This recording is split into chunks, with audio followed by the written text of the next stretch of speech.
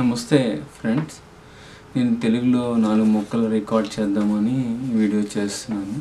నేను ఏదో project site మీద వచ్చాను. తెలుగులో మీకు 4 మొక్కలు చెప్దామని రికార్డ్ చేస్తున్నాను. నేను మిషిగన్లో 1990స్లో H1B మీద అమెరికా వచ్చిన స్నేహితుల్ని కొంతమంది కలవడం జరిగింది. కొంతమందితో ఫోన్లో సంభాషించడం జరిగింది.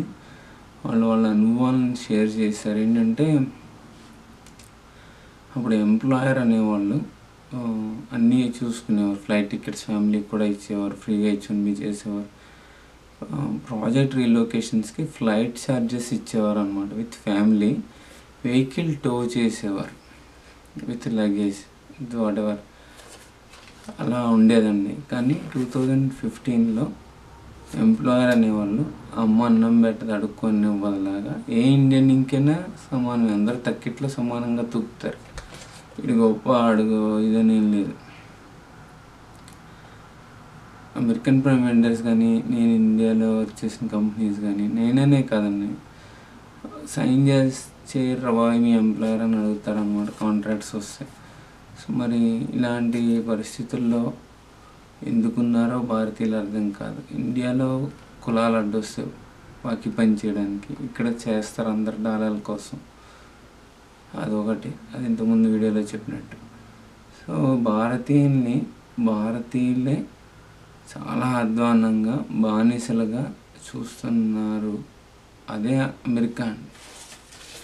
ఓకే, కొంతమంది H1B ఇంటర్వ్యూలో సెలెక్ట్ అయిన వాళ్ళు, పేపర్ పెట్టిన వాళ్ళు ఫోన్ చేయడం జరిగింది. వాళ్ళు ఏమన్నారంటే, మా స్నేహితులు, మా రిలేటివ్స్ కూడా అమెరికాలో ఉన్నారండి, బట్ వాళ్ళు బిజీగా ఉన్నారు, అందుకే మీకు స్కైప్లో కాల్ చేశాను అని అంటూ ఉంటారు. అవసరం లేదండి, బీ ఫెయిర్ సార్. అందరికీ 24 గంటలేనండి. వాళ్ళు బిజీగా ఉంటే నేను బిజీగా ఉన్నా. బట్ మీ ఫ్రెండ్స్, రిలేటివ్స్ ఎవరైతే అమెరికాలో ఉన్నారో వాళ్ళకి మీ మీద ఇంట్రెస్ట్ లేదండి, అంతే వాళ్ళు. సో నేను ఇంట్రెస్ట్ ఉంది హెల్ప్ చేయడం కోసమని. మనం భారతీయుల్లో లవ్ అనేది, ప్రేమ అనేది ఎక్కడ లేదండి, మతాలే తప్ప. సో అది రియలైజ్ అయ్యాను కాబట్టి నేను చెప్తున్నాను అనమాట. లేకపోతే నేను మీ రిలేటివ్స్, ఫ్రెండ్స్ లాగా రెస్పాండ్ అవ్వకుండా ఉండేవాడిని. అయితే కొంతమంది $100 ఛార్జ్ చేస్తారు, కొంతమంది అటార్నీస్ $100-200. అది కూడా చెప్పారు స్టూడెంట్స్, మీరు డబ్బులు కుమ్మండి సార్, మీకు రెస్పెక్ట్ ఇస్తారని. అవసరం లేదండి. సో మనం ఆల్రెడీ చచ్చాం కాబట్టి ఇక్కడికి వచ్చాం కదా, అయిపోయింది. నేను చాలా నీరసంగా ఉన్నాను, ఓపిక లేదు, ఎన్ని మైల్స్ డ్రైవ్ చేశాను. సో అందుకని చెప్తున్నాను అనమాట. ఏదో ఒక నిమిషం ఇవ్వండి.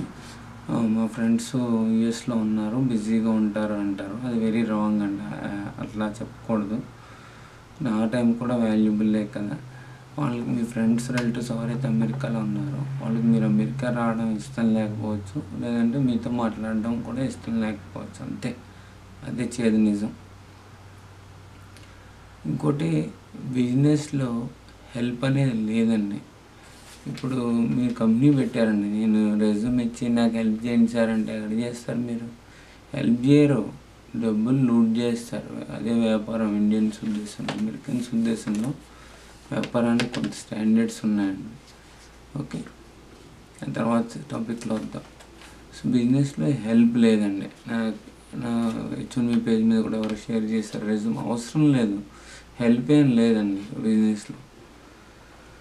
ఇంకోటి, రెజ్యూమ్ సప్లయర్ కంపెనీస్ మీదే వీడియో రికార్డ్ చేద్దామని అనుకున్నాను. అదేంటంటే, మీకు ఎండ్ క్లయింట్ మధ్య ఉన్న వాళ్ళు ఎవరైనా సరే మీ శాలరీలోంచి, మీకు వచ్చే పేచెక్లోంచి పోచింగ్ చేసేవాళ్ళనండి. వాళ్ళని 2008లో వెండర్స్ అంటే నాకు ఎవరో తెలియదు, 2009లో ప్రైమ్ వెండర్ అంటే తెలుసుకున్నాను స్లోలీ.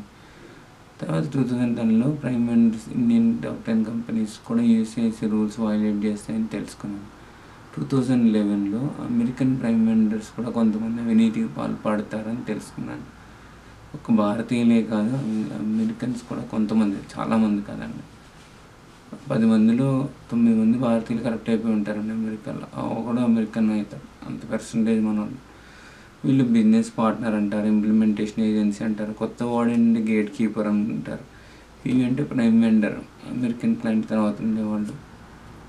వెండర్, ఎంప్లాయర్ అనే వాళ్ళు పే చెక్ రన్ చేస్తారు, మీ ఇమిగ్రేషన్ గురించి టేక్ కేర్ చేస్తారు. ఇప్పుడు మిమ్మల్ని హోల్డ్లో పెడతారన్నమాట, అదే స్లేవ్ అనేది. మీ లేబర్ I-140, 485 గ్రీన్ కార్డ్ కాపీలు ఇవ్వరు. వీళ్ళు ఒక ఇండియన్ అటార్నీని హైర్ చేస్తారు. అటార్నీ అంటే లాయర్, ఇండియన్ భాషలో. లాయర్ కూడా లా వైలేట్ చేస్తాడండి. అక్కడ సంగతి వదిలేండి సార్, మనం అక్కడ లేం కదా. సో ఇక్కడ సంగతి వస్తే వీళ్ళు అలా వైలేట్ చేస్తారనమాట లాని. సో వాడినే లాయర్ అంటారు అమెరికన్స్ అలా అంత మోసం చేయరండి. సో ఇదండి. సో మీకు మీ రెజ్యూమ్ ఇస్తే, ఫర్ ఎగ్జాంపుల్ ఏదో పేపర్ అనుకుందాం, మీ రెజ్యూమ్ ఇస్తే మీ రెజ్యూమ్ ఫార్వర్డ్ చేస్తాడని నెక్స్ట్ లేయర్ అంతే. జాబ్ అమెరికన్ క్లయింట్ దగ్గర ఉంటుంది. వీళ్ళు జాబ్ క్రియేటర్స్ కాదండి, కొంతమంది స్టూడెంట్స్ తెలియక జాబ్ క్రియేటర్స్ అన్నారు. వాళ్ళు రెజ్యూమ్ సప్లయర్ కంపెనీస్ సప్లై చేస్తారు. ఇక్కడ టాప్ 10 ఇండియన్ అవుట్సోర్సింగ్ కంపెనీస్ ఏదైనా వచ్చి ఆడు సప్లై చేసేవాడు కదా రెజ్యూమ్ తీసుకెళ్ళి క్లయింట్కి ఇస్తారు. వాళ్ళు ఇంప్లిమెంటేషన్ పార్ట్నర్ ఏముందండి, మీరు వచ్చిన టెక్నాలజీ వరకల్లా జాబ్ ఏదంటే అందులో పని చేస్తారు. వాళ్ళందరూ వాళ్ళు ఇల్లీగల్ ఇన్సెట్ లేయర్ని పెడతారు. ఎంప్లాయర్ కొంత తీసుకుంటారు. మీరు శాలరీకి వర్క్ చేస్తే మ్యాక్సిమం ఎంప్లాయర్ లూట్ చేస్తాడు. కొంతమందితో మాట్లాడానండి, వాళ్ళు ఏంటంటే పర్సంటేజ్ బేసిస్ ఇవ్వట 10 ఏళ్ళు 15 ఏళ్ళు గ్రీన్ కార్డ్ వచ్చే వరకు కూడా శాలరీ బేస్ మీద ఇస్తాడు.